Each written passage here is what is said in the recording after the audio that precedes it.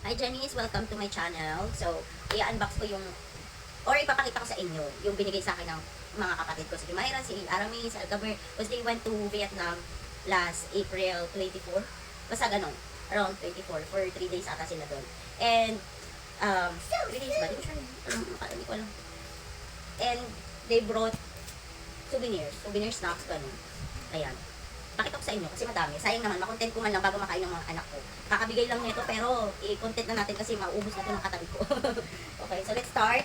Ayan. Ito pala siya guys. Ayan. Nakalagay siya dito. So ito siya. Una, ito, Costas. Masarap daw. Sabi ng kapatid ko, Costas. Milos. Sabi ng kapatid ko, lagay na ito sa Philippines. Flavored Oreo. Coconut. Ube. Parang ube. Halaya, ube. Hazelnut. Yan. Ito alam yun. Hindi ko... Ayan. Ito, para siyang stick. Oh.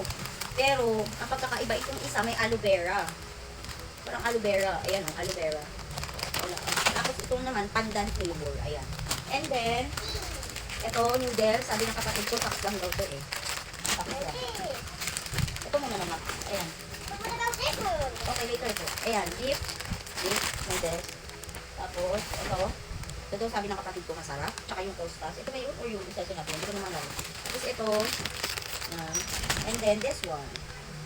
Tapos ang pinaka-favorite ko sa lahat, magnet. Yan. Ayun lang naman. Thank you so much to my siblings. Bye! Sayang wala si mami.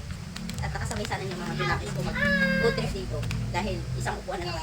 Mga pasaway kasi tomato eh. Kahit anong sabihin mo. Ang laki na sila ay! Tingnan mo kabangers, di ba? Hindi na naglaro. Naglalaro pa yun sa laptop kanina. Pero nag-aabang na ng pagkain. Yun lang. Bye-bye. Thanks for watching. Bye-bye.